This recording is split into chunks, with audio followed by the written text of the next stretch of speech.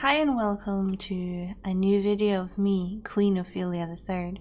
Today we're going to do a deep analysis and discussion about one of my favorite classics books of all time, Frankenstein. The book itself I think is wonderful and it's a great masterpiece.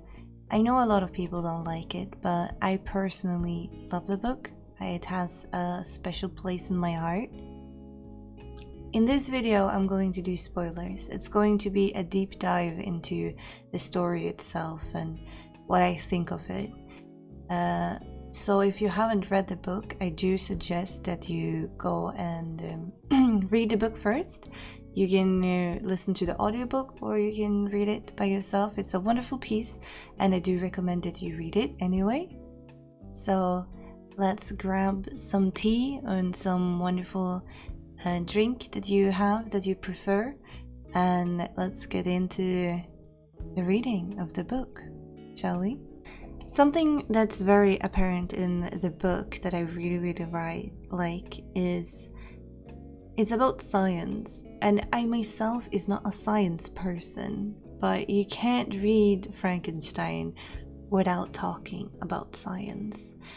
We all know the story of Frankenstein, that is, we have the mad doctor that creates a monster and the monster goes and kills people. That's the easy way to summarize Frankenstein, but the book is so much more than just this mad scientist creating life and this life going out and murdering people. The author, Mary Shelley, she had so much thought process and so much understanding of humanity and human life when she created this book, which is just amazing to me, considering she was only 19-20 when she wrote the book. But she has this idea, or humans have this idea, that science can fix and do everything. And that thought process is very relevant in today's world as well as it was when this book was created. We think that we as humans are this outstanding species that with science can create and do anything. But how much right do we have to interfere with the natural world and how things work? And are we actually capable of achieving what we think we are capable of? Are we that understanding of everything? And that's kind of like the thoughts that Mary Shelley is trying to portray with this book is, can we actually create everything? The mad scientist in this book is called Victor, and he's one of the least liked characters of all time, considering to me. I do not like Victor at all. His drive is to create this great and happy and good species that will be better than ever, like a superhuman. Someone is stronger than a human, that is better than a human. And humans are today also trying to create things and create life. I mean, we do have Dolly the sheep, that they're trying to clone sheep. Just to see like how far can we go and create life.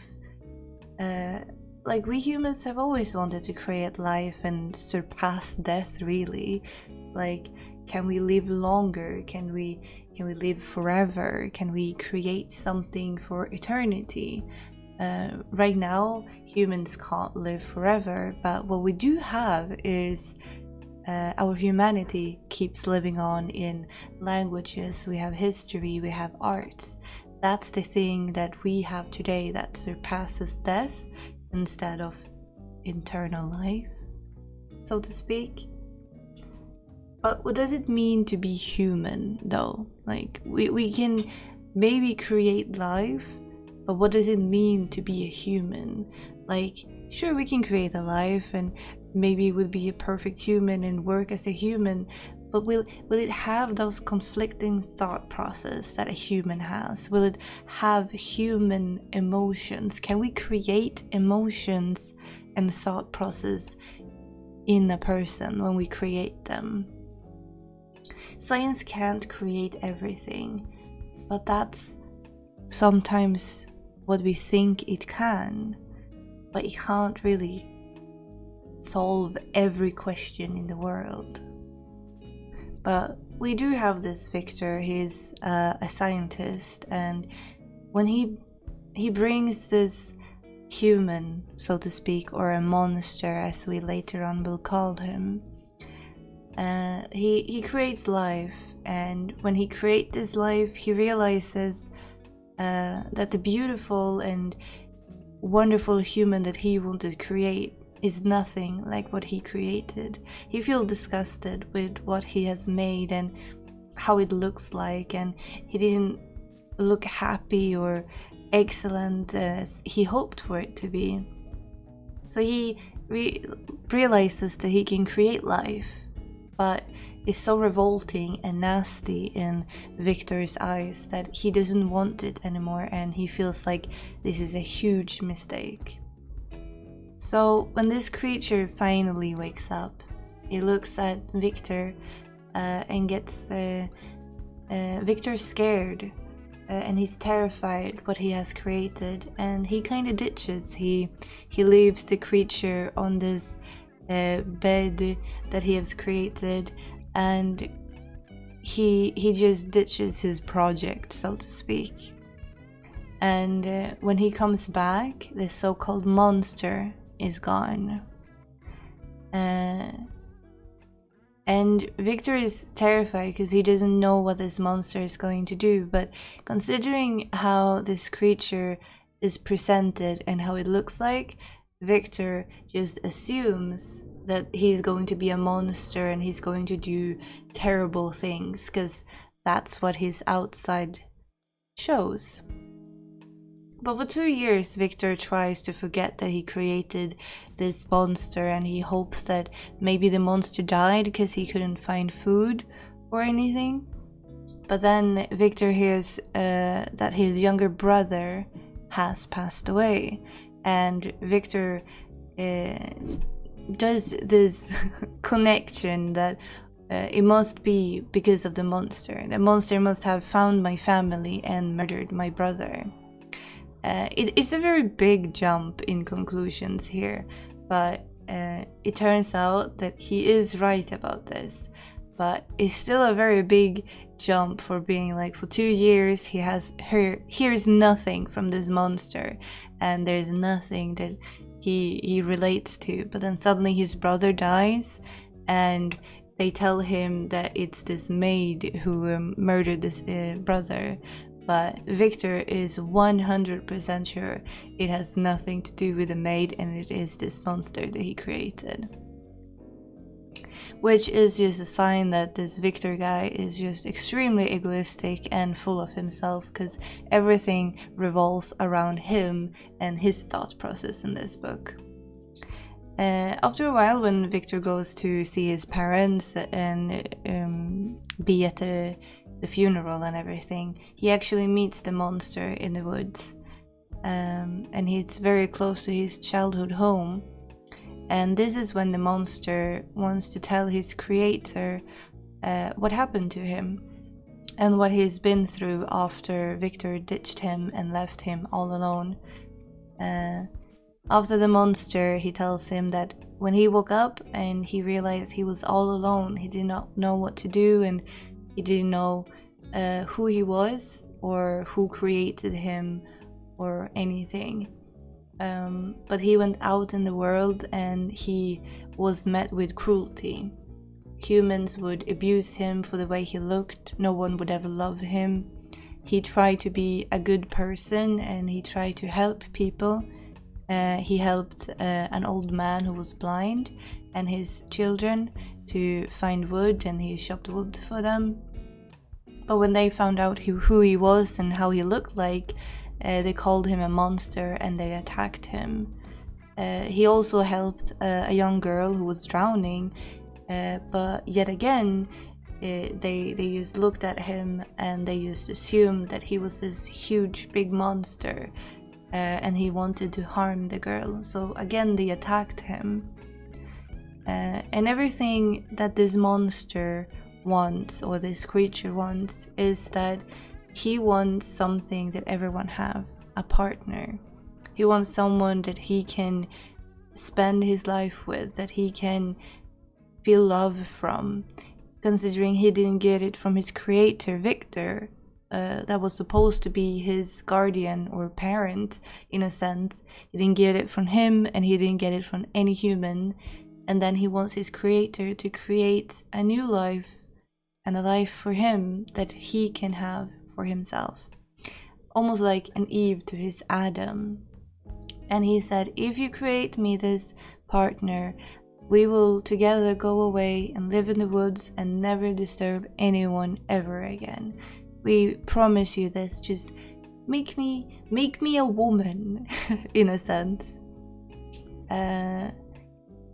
But if you bring a creature into this world, it has needs, right? Just like this creature had needs. He had feelings, he had emotions, and Victor never saw these feelings, and he never considered that this creature had these needs. But he only saw it from a scientific approach. Like, how do you create the life? You have the molecules and all that, and he created the life. Then he just ditched on the life because it wasn't what he wanted it to be. But how can you make a happy living creature if you just look at the materials and not at the heart and the feelings of what you are creating?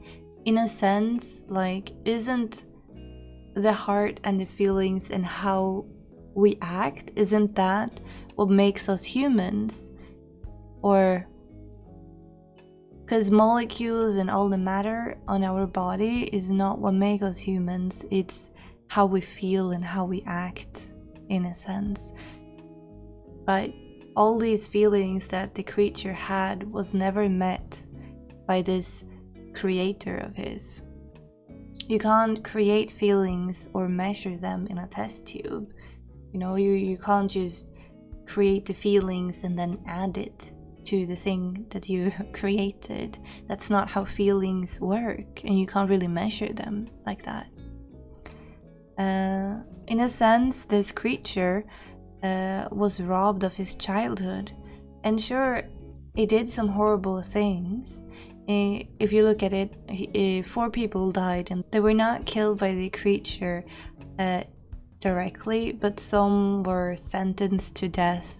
Like the maid, she was innocent in killing this boy, but she still was sentenced to death for the murder of this boy, because they didn't know about the monster in that sense. So that woman or that maid was killed, but it wasn't by the hand of this creature. But the thing about the creature is, he was taught that he was disgusting, and he was treated badly his entire life. So why would he treat humans any different? He was taught by every human that he ever met that he was nothing, that he was horrible, that he looked bad, that nobody would ever love him or want him. He was taught that he was not a human, that he was not worthy of human feelings or human decency, and he was just stomped on by everyone that he met. No matter how hard he tried to be a good person, he learned how to read, he learned how to help people, but no matter who he helped, they would still shun him in the end. But is it really the monster's fault for this, or is it Victor's fault for not caring about the creation enough? Not taking care of his child, in a sense, he brought to life? And what does it really matter to be a father or a parent? Is it not Victor's fault for not taking care of him enough? And we are questioned with this question that how much does childhood really affect us? Like, how does our childhood and how we're treated our entire life and creation, how does that affect us in who we are as humans? If you're treated like dirt, you will soon maybe act like you're dirt. But this creature, he was treated like a monster. And in the end, it was the monster we got. Because that's how he was treated, and that's how he was taught that this is who you are. No one cared to give him any love or attention or kindness from any human. And they all just abused him and shunned him away because they didn't want him close to them. Wouldn't that drive any person into becoming a monster as well? This book is kind of sad when you think about it. It's a monster and horror story, but it's also a very sad story. It makes me sad when I read it because I hate Victor with a huge passion. I feel like Victor is to blame for everything that happens, and all the deaths that happen in this book can be led back to Victor himself. And I feel like Victor is the true monster in this book. The book is called Frankenstein. And many people think that Frankenstein is the name of the monster, but that's not true in that sense, because the monster or the creature never actually have a name. Frankenstein is actually Victor's last name. Like, his name is Victor Frankenstein. If you think about it, everyone talk about, like, you know, the monster Frankenstein, and as much as that is wrong, I can't say it is wrong, because Victor himself is the monster, and I do agree that Frankenstein is the monster.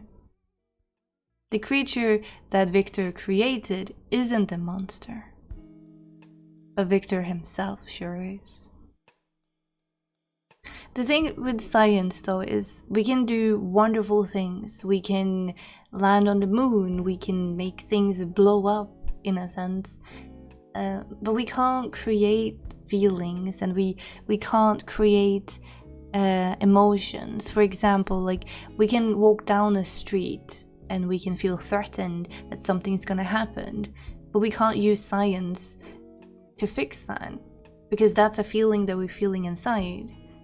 So science can't fix everything. We can't exclude humanity and human feelings when we are creating things, because that's part of humans, right?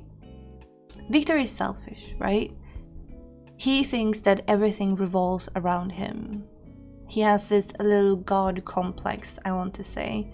But the monster tell him that if you don't make me a wife or a companion, I will do something bad to you in return, ish. So it's a little bit of a threat there. Victor just assumes that this means that if he's not creating this wife or this partner, that means that he himself is going to get the consequences and die.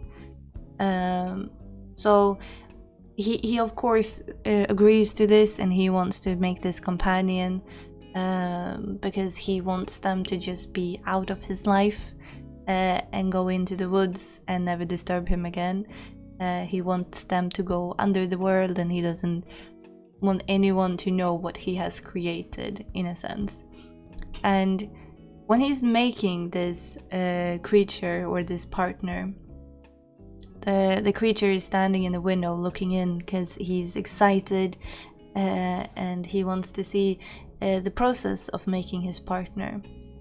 But this is when Victor decides that he does not want to create another superhuman and a female one with the parts of being able to breed a superhuman, because he feels like what he created, he feels like are monsters. To Victor, these monsters are horrible, and he just sees the monsters in them, and he thinks that if he creates another one, one day they might get bored and they will go around and kill every human being ever. He does not have any evidence at all saying that these will do this, but he's thinking with his scientific rational mind and decides to tear the wife apart, and he decides that he will not create a wife for his creation. And sure, they could do this, of course, they could go out and kill people, but there is no evidence to point that they will ever do this. Has the monster really showed any doubt in his word or that he enjoys killing? Because none of it have ever showed that he enjoys anything. He never enjoyed making any bad decisions in the entire book. The only thing that we do get is the fact that he tried to help people. He helped a blind man chop wood. He helped a girl from drowning. He tried his best to be as good as possible, no matter how badly people treated him. He never once explained that he enjoys killing and he's this bloodthirsty monster. Never once he said that. But Victor assumed that about him, just like every human who ever seen this creature assumes that about him, that he is a so-called monster. There is more to life than we know how it works. Mary Shelley was 20 when she wrote this, and the meaning of the book has, especially today, so much to tell us. It's just amazing in my thinking, and I don't know, I love this book so much. Like, you always have to factor your human into all equations. Like, sure, we can create things for a good cause, but we never know how it will be used by the humans later on. For example, we have the TNT that I talked about before. We can make things blow up, and TNT was made for mining and it was going to help us with mining. But instead, people took that invention and that science of TNT and made bombs that they used against each other. We can't just think scientifically about everything and rationally. We have to look beyond that. We have to put humans into the factor when we create things, and how long we can go into creating things. After Victor tore the wife apart, the monster gets sad and really mad because Victor is going back on his word that he promised to make him a bride and a wife. And he wants to hurt Victor as much as Victor have hurt him. And the only thing he can do this is to also tear Victor's wife apart. Victor has been very selfish in the entire book and just thought about himself, that if he do something, he will die. And he's been constantly saying that he feels sad for his bride-to-be, that she will have to live with the thought that he is not there anymore and she will have to live without him. But he thinks he's this hero and this god, in a sense, that he sacrifices himself for the better of mankind. But the creature does not want to harm Victor in that way. It wants to harm Victor in the same way that the creature was harmed. And so he takes the bride-to-be's life, so that Victor himself have to live without a companion, without a partner, without a loved one next to him. And he wants Victor to suffer that feeling as well, to not have that person who loves you dearly. It's poetic in one way. I also find it very interesting how Victor is so selfish in everything he does, and he's just thinking about his big ego and everything about himself. Or how humans just assume that this creature is a monster because of how he looks like. If you look at this story, you can see the resemblance of a lot of stories today. One of the big one I'm thinking about is Stephen King's The Green Mile. You can see the big references to it, you know, like you have this big man that everyone fears, but on the inside he's just a big softie who just yearns to be loved and understood. But everyone just sees this horrible monster because he's big. Turns out that he's sentenced to a deathbed, but he never did anything to hurt anyone, but he tried to help someone who was in danger. But people used to assume the worst, just like they did with Victor Frankenstein's creature. The creature never harmed a fly, until people and humans forced him to.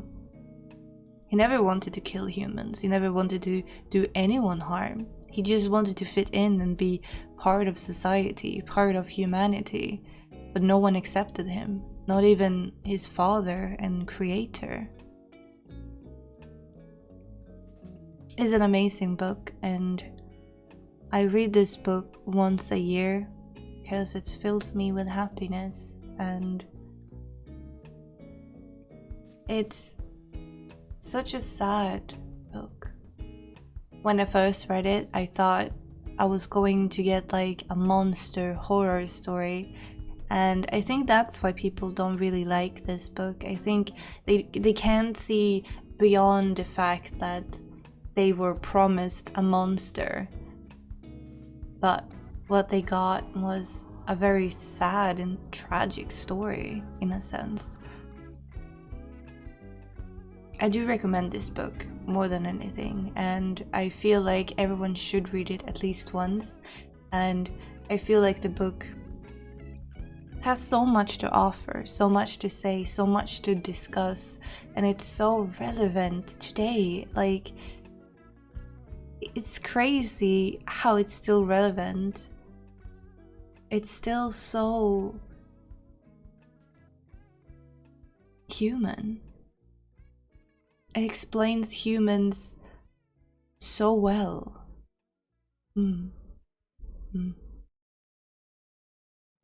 But that's my thoughts on Frankenstein. I could probably ramble on about this book forever and ever, but this is what you will get today. Thank you all for stopping by for this video. Thank you for listening to my rambling, and I hope you will have a lovely reading, and I will see you next time. Bye.